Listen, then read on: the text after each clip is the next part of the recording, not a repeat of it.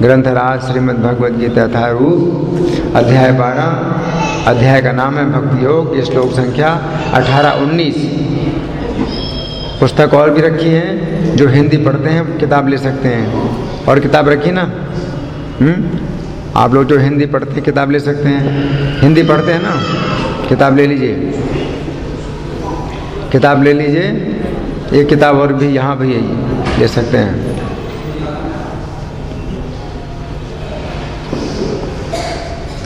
Page number खोलिए 413।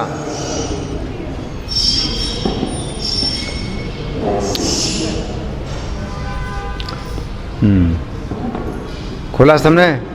हरि बोल, हरि बोल, हरि बोल। 413 पेज नंबर मिल गया सबको? किसको नहीं मिला? पेज नंबर 413 किसको नहीं मिला? मिला सबको? मिल गया? मेरे पीछे बोलिए। समासत्रो च मित्रे च तथा मानापमानयो शीतोष्ण सुख दुखेषु समासंग विवर्जितः तुल्य निंदास्तुतिर्मौनी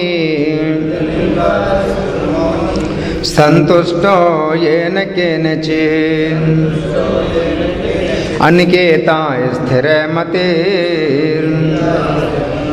भक्तिमान मे प्रियो नरा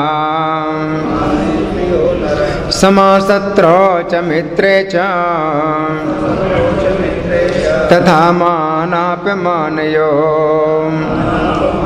शीतोष्ण सुख दुखेषु समासंग विवर्जितः तुल्य निंदास्तुतिर्मौनी संतुष्टो येन केनचित् अनिकेता स्थिर मते भक्तिमान में प्रियो नरा। तो आप लोग एक एक करके बोल सकते हैं, बोलिए। समासत्रो च मित्रे च समासत्रो च मित्रे च तथा मानापमानयो शीतोष्ण सुख दुखेषु समासंग विवर्जितः तुल्य निंदास्तुतिर्मौनी संतुष्टो येन केनचित् अनिकेता स्थिरमतिर् भक्तिमान मे प्रियो नरा।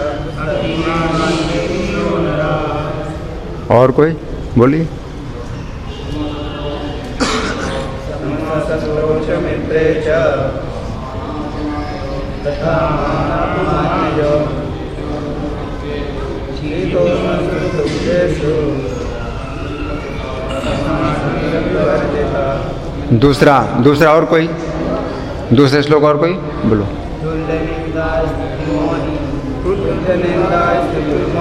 संतुष्टो येन केनचित् संतुष्टो येन केनचित् अनिकेता भक्तिमान मे प्रियो नरा भक्तिमान मे प्रियो नरा। शब्दार्थ बोलिए। समः समान, शत्रु शत्रु में, च तथा, मित्रे मित्र में, च भी तथा, उसी प्रकार, मान सम्मान, अपमानयोः तथा अपमान में, शीत जाड़ा, उष्ण गर्मी, सुख सुख, दुखेषु तथा दुख में, समा संभाव, संग विवर्जिता समस्त संगति से मुक्त, तुल्य समान निंदा अपयस स्तुति तथा यश में मौनी मौन संतुष्ट संतुष्ट येन केनचित जिस किसी तरह अनिकेता बिना घर बार के स्थिर दृढ़ मति संकल्प भक्तिमान भक्ति में रत मेरा प्रिया प्रिय नरा मनुष्य। अनुवाद मेरे पीछे बोले, जो मित्रों तथा शत्रुओं के लिए समान है, जो मान तथा अपमान, शीत तथा गर्मी, सुख तथा दुख, यश तथा अपयश में समभाव रखता है, जो दूषित संगति से सदैव मुक्त रहता है, जो सदैव मौनी नहीं, जो सदैव मौन और किसी भी वस्तु से संतुष्ट रहता है, जो किसी प्रकार के घर बार की परवाह नहीं करता, जो ज्ञान में दृढ़ है और जो भक्ति में संलग्न है, ऐसा पुरुष मुझे अत्यंत प्रिय है। तो यहाँ धागा लगा करके सब लोग प्रार्थना निकालिए, भूमिका में पहला पेज निकालिए।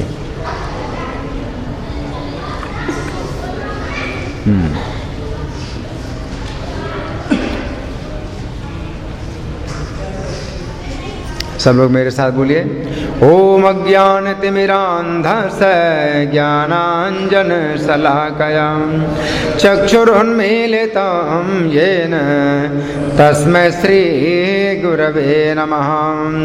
श्रीचैतन्यमनोभीष्टं स्थापितं येन भूतले स्वयं रूपः कदा मह्यं ददाति स्वपदान्तिकं। वन्देऽहं श्रीगुरों श्रीयुतपदकमलं श्रीगुरोन् वैष्णवांश्च श्रीरूपं साग्रजातं सहगण रघुनाथान्वितं तं सजीवं साद्वैतं सावधूतं परिजनसहितं कृष्णचैतन्यदेवं श्रीराधा कृष्णपादान् सहगण ललिता श्रीविशाखान्वितांश्च। हे कृष्ण करुणा सिन्धो दीनबन्धो जगत्पते गोपेश गोपिकान्त राधाकान्त नमोस्तुते। तप्त काञ्चन गौराङ्गी राधे वृन्दावनेश्वरी वृषभानुसुते देवी प्रणमामि हरिप्रिये। वाञ्छाकल्पतरुभ्यश्च कृपा सिन्धुभ्य एव च पतितानां पावनेभ्यो वैष्णवेभ्यो नमो नमः। जय श्री कृष्ण चैतन्य प्रभु नित्यानंद श्री अद्वैत गदाधर श्रीवासादि गौर भक्त वृंद। हरे कृष्णा कृष्ण कृष्ण हरे हरे, हरे राम राम राम हरे हरे। नमो विष्णुपादाय कृष्णप्रेष्ठाय भूतले श्रीमते भक्तिवेदान्त स्वामिन्निते नामिने। नमस्ते सरस्वती देवे गौरवाणी प्रचारिणे निर्विशेषा शून्यवादी पाशातदेश तारिणे। श्लोक फिर से निकालिए, इस श्लोक को समझेंगे भगवान क्या कह रहे हैं। बातें नहीं। ये कौन बातें कर रहा है यहाँ पर? बातें कौन कर रहा है? हैं? आप लोगों को सोचना चाहिए कि यहाँ पर क्या हो रहा है। थोड़ा तो होश होना चाहिए आप लोगों को। इतने बेहोश हैं कि देख नहीं रहे यहाँ पर क्या हो रहा है। मंदिर में आने का क्या तरीका है? आपस में बातें करना। सबको इशारा करिए। गार्ड कहाँ है यहाँ पर? कोई गार्ड नहीं है। सबको इशारा करिए चुप रहने का। तो इस श्लोक में भगवान कह रहे हैं समा शत्रो च मित्रे चा। कैसा भक्त मुझे प्रिय है। भगवान कह रहे हैं समा शत्रो च मित्रे चा। पहली बात शत्रु मित्र में समान। फिर दूसरी बात तथा मानापमानयो, मान अपमान में समान।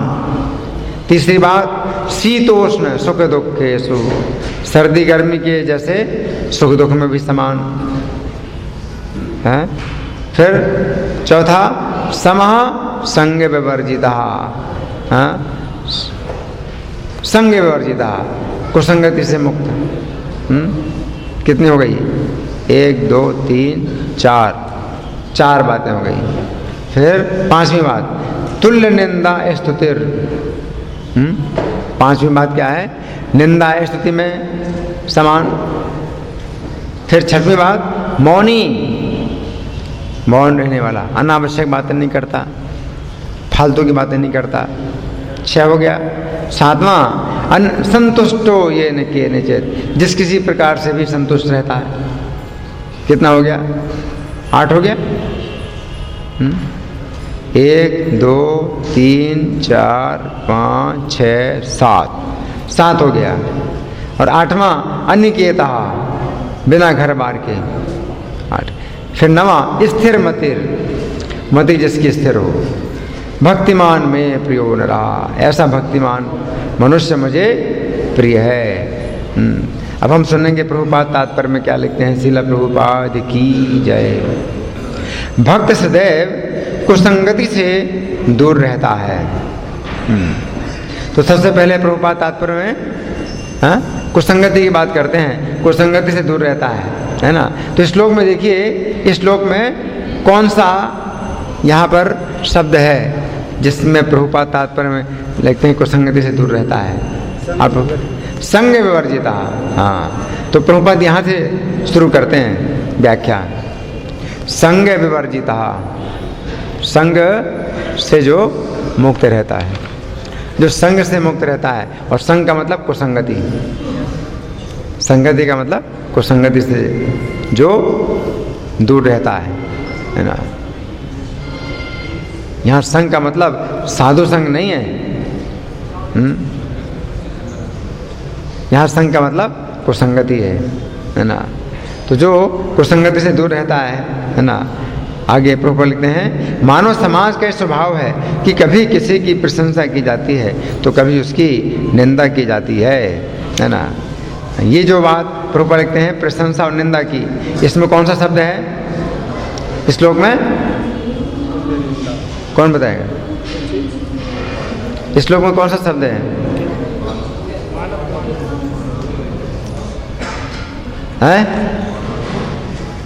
क्या? जहां लिखा है कि प्रशंसा और निंदा, प्रशंसा और निंदा, तुल्य निंदा स्तुतिर, निंदा स्तुति में समान, निंदा स्तुति में समान। मान और अपमान में अंतर है। मान और अपमान में और निंदा स्तुति में अंतर है। मान और अपमान हम किसी का सम्मान करते हैं तो शरीर से भी सम्मान होता है, किसी का शरीर से सम्मान करते हैं। जैसे आते हैं तो उनको खड़े होते हैं, उनको आसन देते हैं, है ना। तो ये सम्मान शरीर से भी किया जा सकता है किसी का। लेकिन निंदा स्तुति वाणी के द्वारा होती है। प्रशंसा करते हैं या किसी की निंदा करते हैं वो वाणी के द्वारा करते हैं। लेकिन सम्मान और अपमान हम उनका शरीर से भी कर सकते हैं, मन से भी कर सकते हैं, वाणी से भी कर सकते हैं। तो मान अपमान, मान अपमान में और निंदा स्तुति में ये अंतर है। निंदा स्तुति है। हो सकता है कि हम उसका अपमान नहीं कर रहे हैं, लेकिन निंदा करते हैं। कैसे?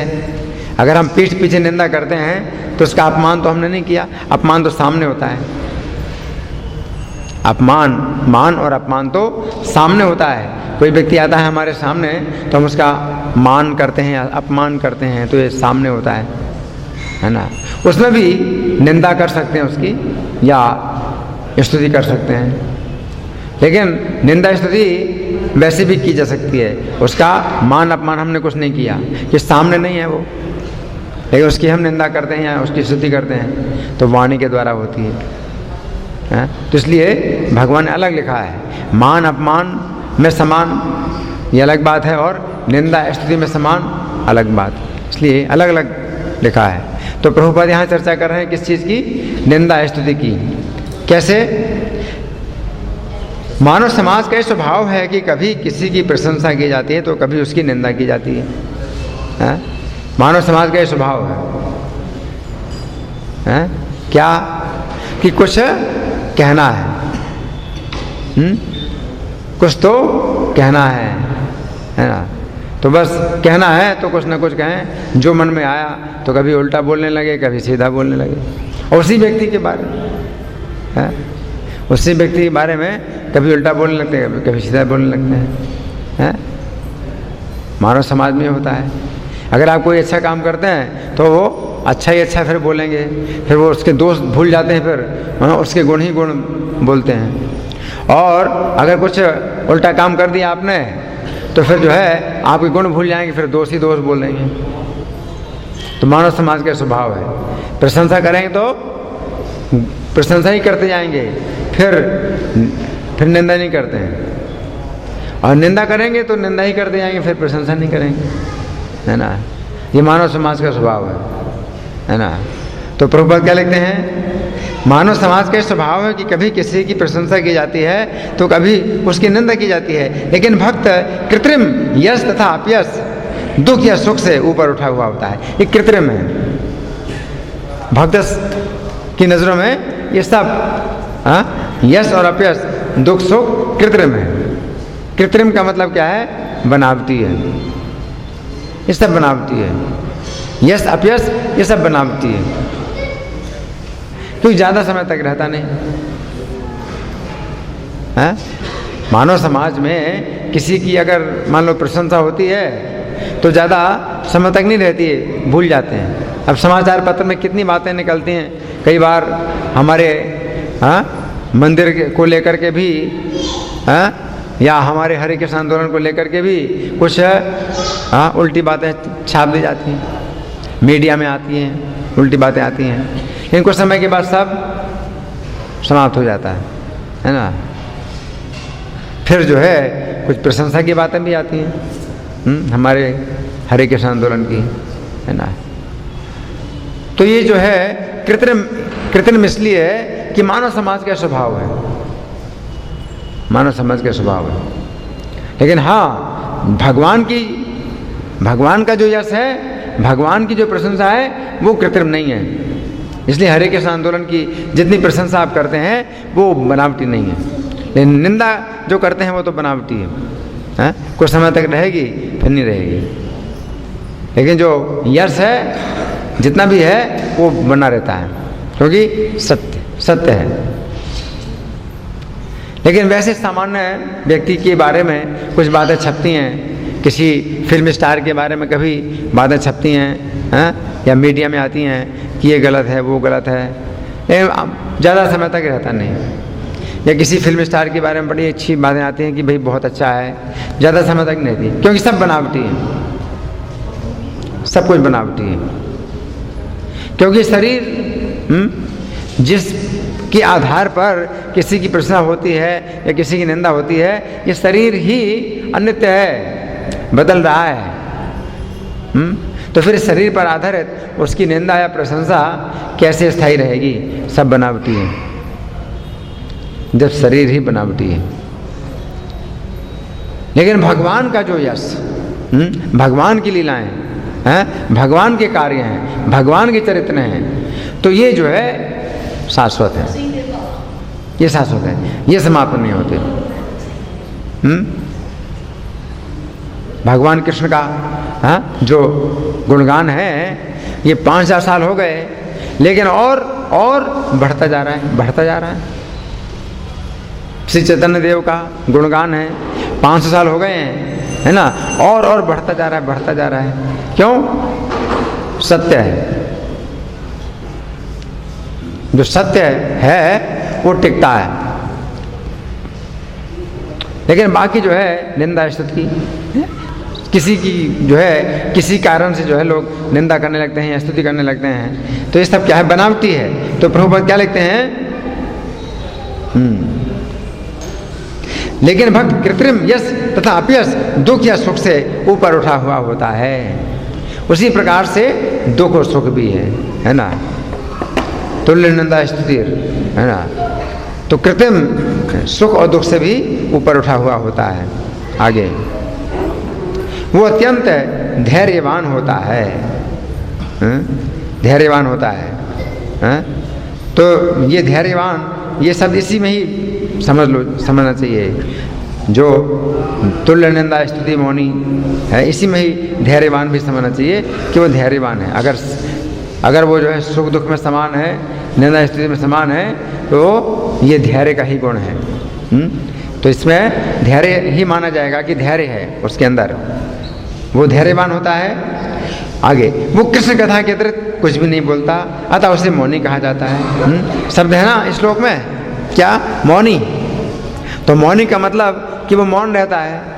तो गीता के इस शब्द को लेकर के कुछ लोग क्या करते हैं? मौनी भाव बन जाते हैं कि हम भाई जो है, गीता में तो कहा गया है कि भगवान का भक्त मौनी होता है, भगवान का भक्त मौनी रहता है, तो मौनी बाबा बन जाते हैं, या मुंह में कपड़ा बांध लेते हैं, या वैसे ही कागज़ और पेन रख लेते हैं, किसी से कुछ बोलना है तो वो लिख करके बताएंगे। सुनते तो हैं लेकिन बोलते नहीं, बोलना है तो लिख करके बोलेंगे, तो मौनी बाबा बन जाते हैं। लेकिन प्रभुपाद बताते हैं कि मौनी का मतलब यहाँ क्या है? कृष्ण के कथा के अलावा और कुछ नहीं बोलना, फालतू की बातें नहीं बोलना। फालतू की बातों में कितना टाइम खराब होता है। एक बात छिड़ जाती है, किसी फिल्म की बात छिड़ जाती है, तो उसी में ही घंटों चर्चा कर देते हैं। यहाँ वो हीरो, उसने ये किया, उस हीरोइन ने ये किया, उस विलेन ने ये किया, ये वो हैं, या किसी फिल्म स्टार की चर्चा चलती है तो उसी के बारे में बोलते रहते हैं। वो कैसे खाता है, वो कैसे चलता है, यही सब चलते रहते हैं। किसी हीरोइन की बात है। और राजनीति में भी जो है कुछ चर्चा छिड़ जाती है तो उसी में ही चर्चा चलती रहती है। किसी नेता के बारे में चर्चा चलती रहती है। लेकिन मौनी का मतलब क्या है? इन सब बातों में रुचि नहीं लेता वो। मौनी का मतलब ये है कि इन बातों का उत्तर भी नहीं देता है। कोई पूछता है कि ये क्या है, वो क्या है, दुनिया भर की बातें पूछता है, तो वो मौनी है। लेकिन ऐसे मौनी भी ठीक नहीं है कि वो कुछ उत्तर ना दे, बल्कि बात को घुमा देता है और कृष्ण की तरफ ले आता है। जैसे प्रभुपाद थे, तो प्रभुपाद से कोई व्यक्ति किसी भी तरह की बातें करे, प्रभुपाद उसकी बात को घुमा करके कृष्ण में ले आते थे। तो मौनी का मतलब ये नहीं कि कुछ बोलना नहीं, कृष्ण कथा के अलावा कुछ नहीं बोलना है। तो कोई भी जो है विषय की बातें कोई व्यक्ति करता था तो प्रभुपाद जो है उसको मोड़ करके कृष्ण कथा में लाते थे। तो यहाँ पर मौनी का मतलब ये।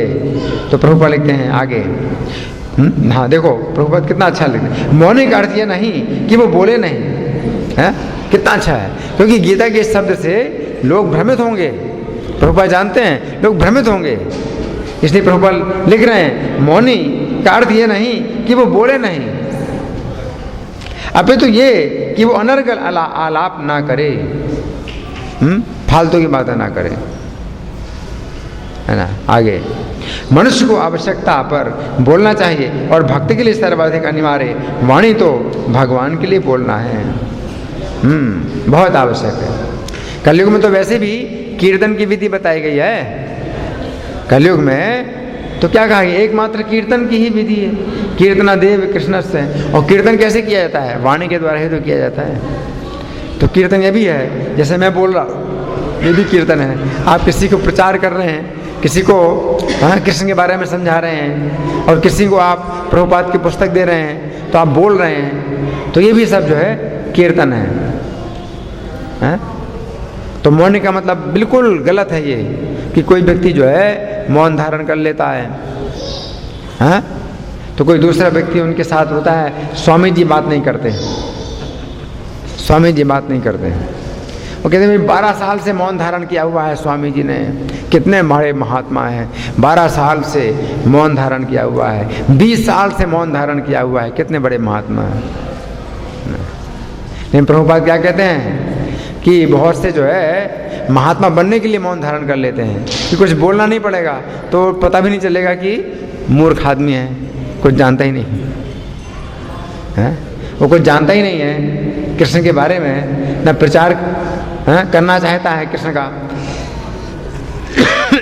तो दिखाने के लिए मैं कितना बड़ा महात्मा हूँ, वो मौन धारण कर लेता है। लोग सोचते हैं कितने बड़े महात्मा हैं, कुछ न बोलते ही नहीं। लेकिन अगर वो बोलेंगे तो पता चल जाएगा कि कितने बेवकूफ़ हैं, है ना।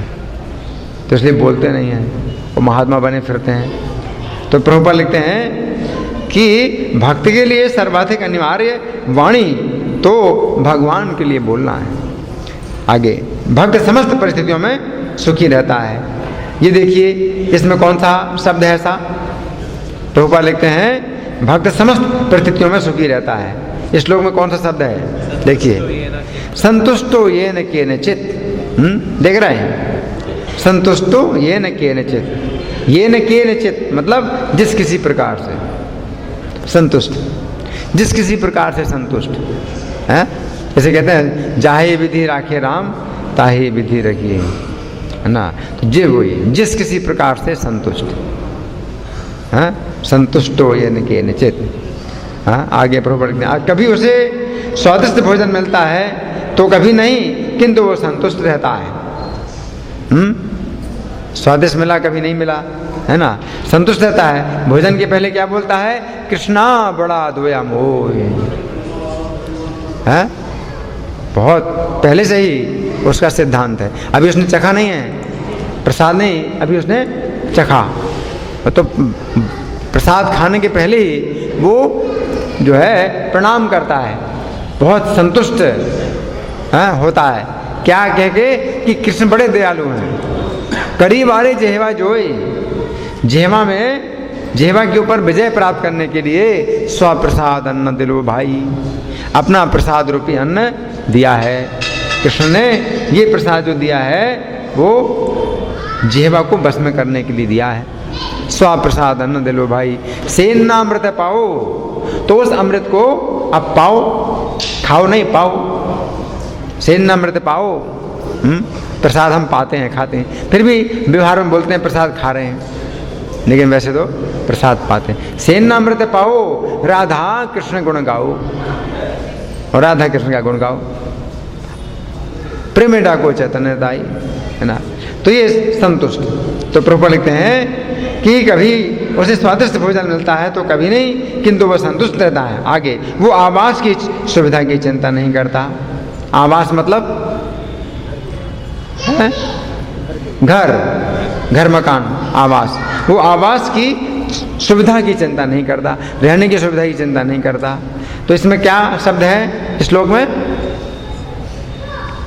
इस श्लोक में देखिए कौन सा शब्द है? अनिकेता।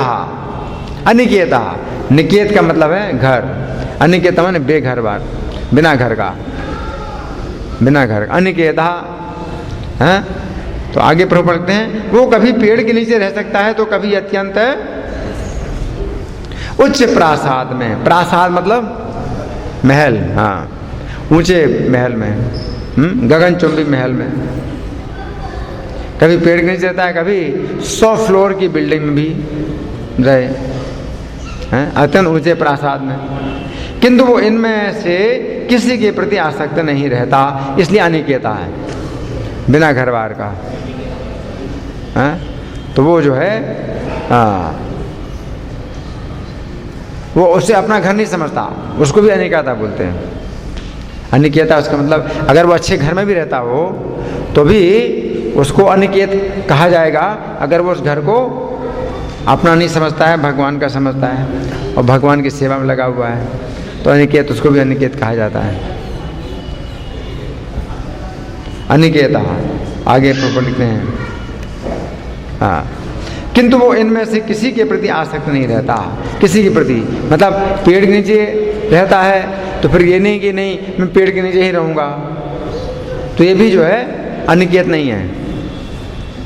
अगर उसकी आसक्ति होगी पेड़ के नीचे की, इसी पेड़ में के नीचे मैं रहूँगा, मैं कहीं नहीं जाऊँगा, तो वो भी एक आसक्ति है, तो उसमें भी आसक्त नहीं है। और ऊंचे भवन में भी जो है रहता है तो उसमें भी उसकी आसक्ति नहीं कि मैं यहीं पर रहूँगा, मुझे यही मकान चाहिए, तो उसकी आसक्ति नहीं है, तो उसको कहते हैं अनिकेता। अनिकेता, हाँ। इसके बाद प्रभु लिखते हैं वो स्थिर कहलाता है क्योंकि वो अपने संकल्प तथा ज्ञान में दृढ़ होता है। कौन सा शब्द है श्लोक में? स्थिरमति। स्थिरमति, अनिकेता स्थिरमतिर। हाँ, तो घर उसका जो है कोई होता नहीं है, अपना घर नहीं होता है, लेकिन मति स्थिर होती है। घर अलग अलग होते हैं, अगर वो यात्रा करता है तो कभी किसी घर में ठहर जाता है, कभी किसी घर में ठहर जाता है, तो घर तो उसका जो है स्थिर नहीं है, लेकिन मति स्थिर है, स्थिर मति। अनिकेता स्थिर मतिर, है ना, अपने संकल्प ज्ञान में दृढ़ होता है। आगे, भले ही भक्ति के लक्षणों की कुछ पुनरावृत्ति हुई हो, लेकिन ये इस बात पर बल देने के लिए है कि भक्त को ये सारे गुण अर्जित करने चाहिए। पुनरावृत्ति हुई हो, हाँ, जैसे कि शत्रु मित्र में समान, मान अपमान में समान, तो ऐसा भी कहा जा सकता है कि एक ही जैसा है, हाँ? लेकिन अगर गहराई से देखा जाए तो अंतर है। शत्रु मित्र में समान, मान अपमान में समान, निंदा स्तुति में समान, अंतर है। लेकिन अगर बड़े मोटे तौर से देखा जाए तो मतलब वही बातें हैं, ऐसा लगता है कि भगवान ने वही बातें बोली हैं। तो प्रभुपाद कहते हैं अगर आप पुनरावृत्ति भी मानते हो कि भाई उसी बात को दोहरा रहे भगवान बार बार, तो प्रभुपाद क्या लिखते हैं, लेकिन ये इस बात पर बल देने के लिए है कि भक्त को ये सारे गुण अर्जित करने चाहिए।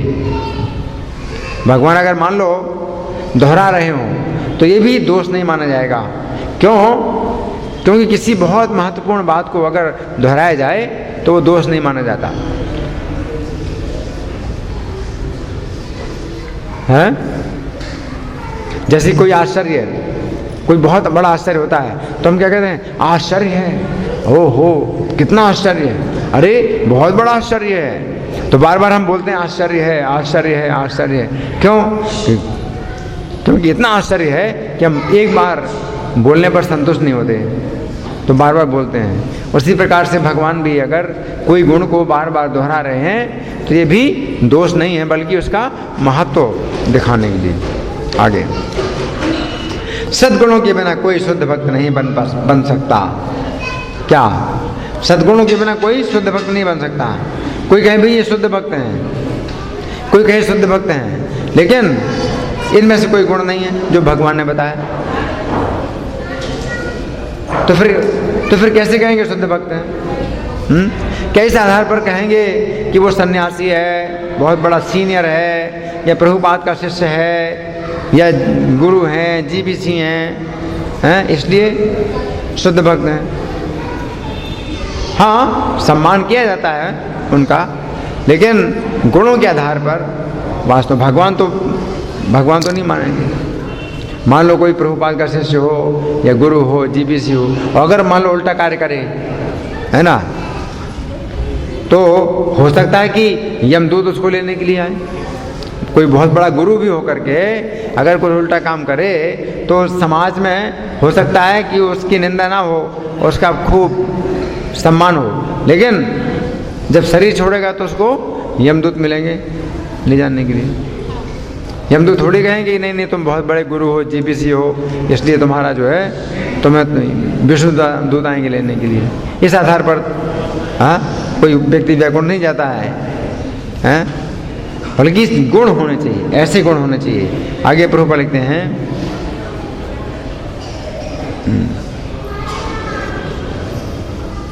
हाँ ये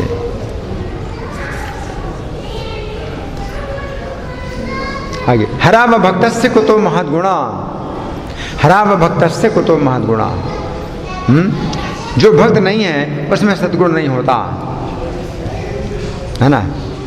तो ये जो है मतलब लक्षण क्या है भक्त का, कि ये गुण होने चाहिए। आगे जो भक्त कहलाना चाहता है उसे सद्गुणों का विकास करना चाहिए। इन सद्गुणों का अभ्यास भी करना भक्ति है। अगर आप इन सद्गुणों का अभ्यास करते हैं तो ये भी एक भक्ति है ना। विकास करना चाहिए। ये अवश्य है कि उसे इन गुणों के लिए अलग से बाहरी प्रयास नहीं करना पड़ता, अपितु तो कृष्ण भावना में तथा भक्ति में संलग्न रहने के कारण उसमें ये गुण स्वतः ही विकसित हो जाते हैं। तो प्रभुपाद क्या कहते हैं, अगर अलग से ना अभ्यास करते हैं आप इन गुणों का, तो भी गुण आ जाएंगे। कैसे आ जाएंगे? कृष्ण भावनामृत और भक्ति में संलग्न रहने के कारण आ जाएंगे, है ना। यस्यास्ति भक्तिर भगवत किंचना सर्वैर गुणस्तत्र समासते सुरा। तो जिसमें अकिंचना भक्ति हो तो सभी गुण उसमें आ जाते हैं, अपने आप सभी गुण आ जाते हैं। हरा व भक्तस्य कुतो महद् गुणा। लेकिन जो हरि का भक्त नहीं है उसके अंदर अच्छे गुण कैसे हो सकते हैं? तो भगवान की भक्ति से अच्छे गुण अपने आप आ जाते हैं।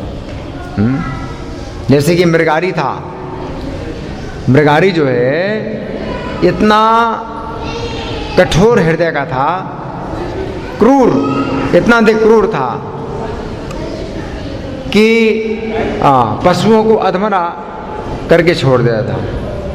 जैसे बाण मारा उसने, है ना, तो बाण घुस गया पशु को, तो वो छटपटा रहा है, तो जान से नहीं मारता था वो, बल्कि छटपटाते पशु को देखता था और इसका आनंद लेता था कि वो छटपटा रहा है। देखो कितना दुष्ट।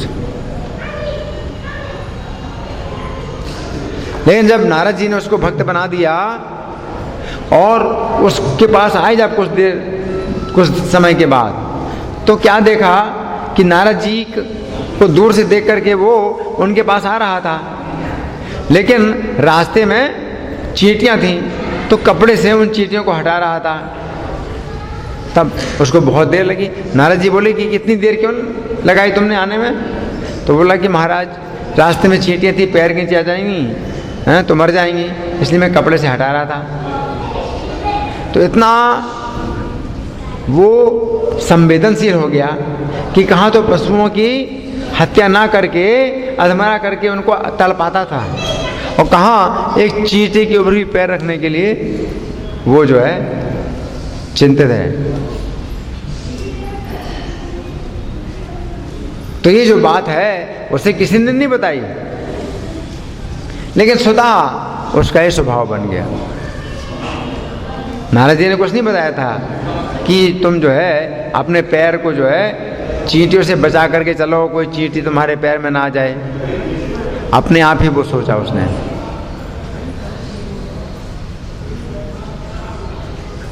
नारद जी ने तो उसको केवल ही भक्ति की विधि बताई थी कि दिन भर हरे कृष्ण मंत्र का जप करो और कुछ नहीं करना है तुम्हें, बस तुलसी का पौधा अपने सामने रख लो और दिन भर हरे कृष्ण का जप करते रहो बस। बोला तो फिर मेरा भोजन कैसे मिलेगा? अगर मैं दिन भर जप करता रहूँगा तो मुझे भोजन कैसे मिलेगा? नारद जी ने कहा कि भोजन की चिंता मत करो, भोजन मैं भेजूंगा। अब नारद जी अगर कह रहे हैं कि भोजन मैं भेजूंगा तो वो कैसे विश्वास ना करें, इतने बड़े संत हैं। लेकिन नारद जी को पता था कि वे थोड़ी भोजन भेजेंगे, लेकिन अगर वो दिन भर कृष्ण का नाम लेगा तो कृष्ण भेजेंगे, नारद जी को पता है। तो उसे कृष्ण में विश्वास नहीं है, तो नारद जी ने कहा कि मैं भेजूंगा। लेकिन वास्तव में नारद जी जानते थे कि मेरे आदेश के अनुसार अगर ये दिन भर जप करेगा तो कृष्ण इसको भूखा नहीं रखेंगे, भेजेंगे। और हुआ भी यही। नारद जी ने कहा था बस तुलसी के पौधे के सामने बैठ करके जप करते रहो और कुछ नहीं करना। तो लोग आने लगे उसके दर्शन करने के लिए। अरे वो तो इतना बड़ा शिकारी था, इतना कठोर क्रूर, वो भक्त बन गया। ओहो भक्त बन गया, चलो चलो दर्शन करें उसके। और जब चलें दर्शन करने के लिए तो सोचते हैं भाई कुछ उपहार ले जाएं उसके लिए। तो इसके लिए इतना भोजन, तरह तरह का भोजन उसके पास आता था कि उसको उल्टी चिंता हो गई कि इतना भोजन का मैं क्या करूँगा। कहाँ उसको चिंता थी कि मुझे भोजन कहाँ से आएगा खाने के लिए, बल्कि उल्टी चिंता हो गई इसको, इतना भोजन है मैं क्या करूँगा, मैं कैसे खा सकता हूँ, इतना भोजन आता उसके बाद। तो फिर वो क्या करता था, उस भोजन को दूसरों को खिलाता था। आओ भाई ये खा लो भोजन, रखा हुआ है यहाँ पर। तो बुला बुला के खिलाता था लोगों को भोजन। तो हाँ यहाँ पर ये लिखा है, प्रभुपाद लिखते हैं ये अवश्य कि उसे इन गुणों के लिए अलग से बाहरी प्रयास नहीं करना पड़ता। अभी तो कृष्ण भावना में तथा भक्ति में संलग्न रहने के कारण उसमें ये गुण स्वतः ही विकसित हो जाते हैं। हाँ ये सब पढ़ लिया मैंने, तो तात्पर्य मैंने पूरा पढ़ लिया है ना। तो चर्चा जो है मतलब हमने की है। अब इसमें शुरू में जो शब्द हैं इनमें भी चर्चा हम कर सकते हैं। समा शत्रु च मित्रे चा, भगवान कह रहे हैं शत्रु मित्र में समान होता है वो है, तो शत्रु मित्र में समान होता है। लेकिन यहाँ तो भगवान अर्जुन को क्या कह रहे हैं, तुम युद्ध करो जित्वा शत्रुन भुंक्ष्व राज्यम समृद्धम। भगवान अर्जुन से कहते हैं कि शत्रुओं को जीत करके समृद्ध राज्य भोगो। भगवान तो ये कह रहे हैं। अभी यहाँ पर कह रहे हैं भगवान कि शत्रु मित्र में समान होता है? और पिछले अध्याय में ही भगवान ने कहा है कि तस्मा तो मुत्तिष्य सोलभस्व जित्वा शत्रुन भुंक्ष्व राज्यम समृद्धम। ये शत्रुओं को जीत कर समृद्ध राज्य भोगो। इसको कैसे समझेंगे? यहाँ पर भगवान कह रहे हैं कि शत्रु मित्र में समान। इसका क्या मतलब है, कौन बताएगा? हाँ जी, आपने बताया था बहुत समय कई साल कि हैंड माइक नहीं है, हैंड माइक। शत्रु और मित्र में समान का मतलब है जो कृष्ण का भक्त है तो वो हमारा मित्र है, तो जैसे कृष्ण से दूर होता है तो शत्रु हो जाता है। शत्रु मित्र में समान, हाँ इसका मतलब यही है कि कोई भी व्यक्ति जो है अगर कृष्ण का भक्त नहीं है या कृष्ण का भक्त नहीं बनना चाहता है, कृष्ण से शत्रुता करता है, तो इस आधार पर वो शत्रु मानता है उसको। है और कोई व्यक्ति अगर कृष्ण का भजन करता है, कृष्ण का भक्त है, इस आधार पर वो अपना मित्र मानता है और कोई दूसरे कारण से नहीं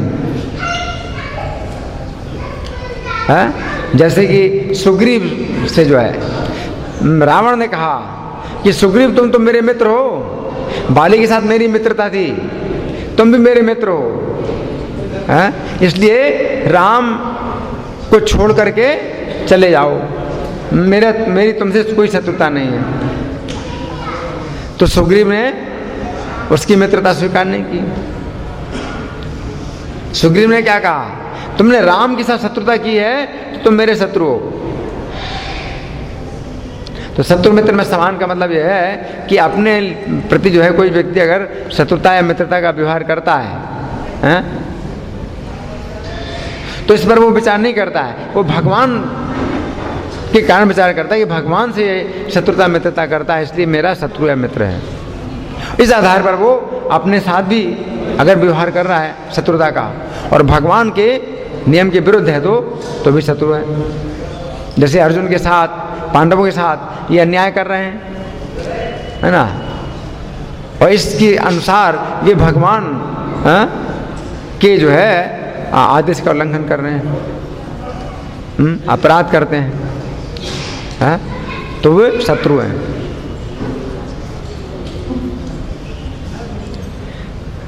तो इसमें कोई गहराई है।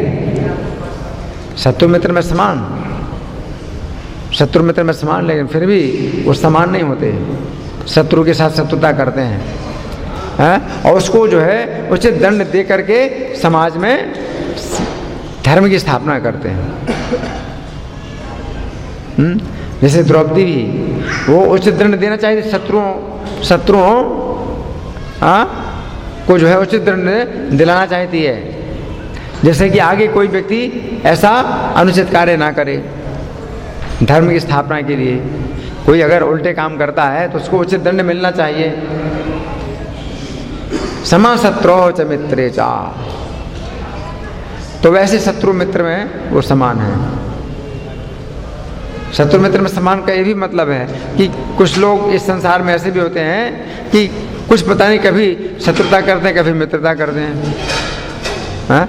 और कुछ पता नहीं कब ये आदमी जो है मेरे से शत्रुता करेगा कभी मित्रता करेगा, तो वो समान रहता है। समा शत्रु च मित्रे चा, मतलब दूर ही रहना, संसारी लोगों से दूर ही रहना। संसार के लोग जो है, हाँ? कभी शत्रुता करते हैं कभी मित्रता करते हैं, तो उन पर जो है ध्यान नहीं देता वो। ये भी शत्रुता कर रहा है तो ये मेरा शत्रु बन गया है, फिर आगे मित्रता करता है तो मेरा मित्र बन गया। तो इतनी जल्दी किसी को शत्रु और मित्र नहीं बनाते। तथा मान अपमान हो, मान अपमान में समान, मान अपमान में समान है ना। मान अपमान में समान का मतलब ये भी है कि जैसे कि सामान्य जनता है, कोई अगर जो है चल रही है जा रही है और सम्मान नहीं कर रहे हैं, तो भक्त नहीं सोचता है कि भाई इन्होंने मेरा सम्मान क्यों नहीं किया, क्योंकि उनको कुछ ज्ञान ही नहीं है। या कुत्ता मान लीजिए भौंकता है, उसको देख कुत्ता भौंकता है तो वो थोड़ी सोचता है कि कुत्ता मेरा अपमान कर रहा है, कुत्ता कुत्ता है। तो इस तरह से मान अपमान में वो समान है। मान अपमान में समान का ये मतलब नहीं है कि जहाँ उसका सम्मान होता है वहाँ पर उसका अपमान किया जाए, इसका ये मतलब नहीं है।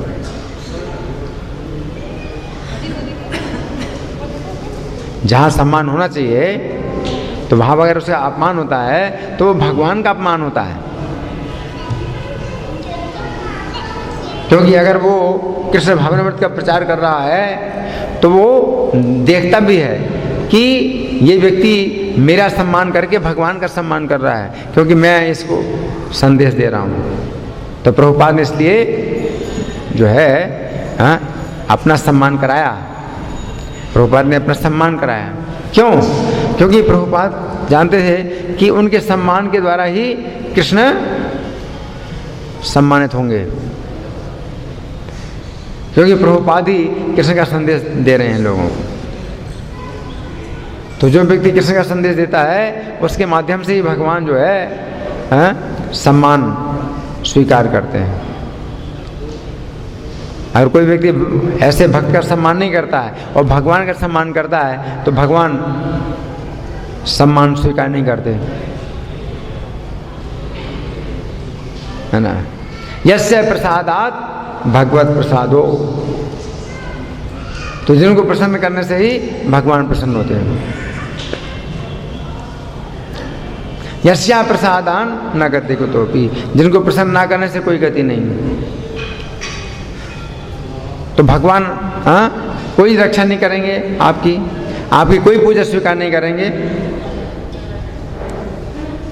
अगर आप जो है गुरु का या साधु का अगर आप अपमान करते हैं तो ये सब जो है माना अपमान हो। शीतोष्ण सुख दुखेषु, सर्दी गर्मी के समान सुख दुख।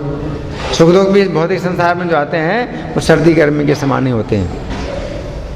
सर्दी जब आती है तो शुरू होती है, फिर बढ़ती है, फिर बढ़ती है, फिर घटती है तो घटने लगती है, घटती जाती है। फिर गर्मी शुरू होती है, फिर बढ़ती जाती है, बढ़ती जाती है, बढ़ती जाती है, फिर घटने लगती है, फिर घटती जाती है, घटती जाती है, घटती जाती है। वैसे सर्दी गर्मी तो अपने समय पर आते हैं और जाते हैं। उसी प्रकार से सुख दुख भी अपने समय पर आते हैं जाते हैं। शीतोष्ण सुख दुखेषु समहा, इसलिए वो समान रहता है। और संग विवर्जिता, संग विवर्जिता का मतलब क्या है कि वो संगति नहीं करता है। असत संग, असत संग त्याग यही वैष्णव आचार, वैष्णव का ये सिद्धांत है, असत संग का त्याग करना, है ना। तो इस तरह से भगवान ने आज के 2 श्लोकों में कुछ गुणों की चर्चा की है। और भगवान क्या कह रहे हैं? भक्तिमान में प्रियो न रहा। ऐसे गुण जिसके अंदर हो, लेकिन विशेषता क्या है? भक्तिमान, भक्ति के साथ में ये गुण हो। अगर भक्ति नहीं है और ये गुण हो तो क्या होगा? भगवान को प्रिय नहीं होगा और ये गुण रहेंगे भी नहीं। अगर भक्ति नहीं है और ये गुण दिखाई पड़ रहे हैं, तो ये उसी प्रकार से है जैसे कि सूर्य अस्त हो गया और सूर्य का प्रकाश फिर भी दिखाई देता है, लेकिन क्या हो नहीं रहेगा। सूर्य अस्त हो गया है तो सूर्य का प्रकाश होता है लेकिन कुछ समय के बाद नहीं रहेगा। उसी प्रकार से कृष्ण की भक्ति नहीं है और ये गुण है अगर दिखाई पड़े तो क्या समझना चाहिए? हाँ, थोड़े समय के बाद चले जाएंगे। कभी कभी ऐसा होता है कि उसके अंदर कोई भक्त नहीं है लेकिन उसके अंदर गुण दिखाई पड़ते हैं। आप कहते हैं भाई भक्त तो नहीं है लेकिन बहुत अच्छा है, लेकिन वो अच्छा नहीं है। भक्त अगर नहीं है तो वो अच्छा नहीं हो सकता कभी।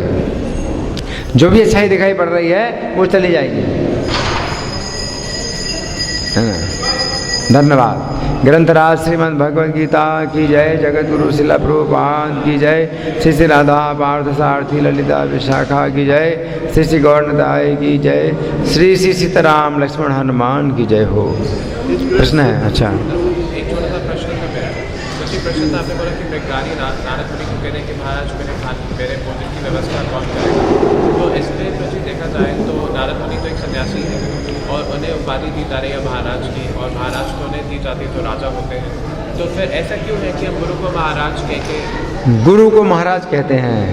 महाराज का मतलब होता है जो बहुत बड़ा अधिकारी हो, जिसका शासन हो, उसको महाराज कहते हैं, है ना। राजा राजा से बड़ा महाराजा महाराज, है ना। तो राजाओं के भी जो है जो ऊपर होते हैं वो महाराज कहलाते हैं। ठीक है, हरि बोल।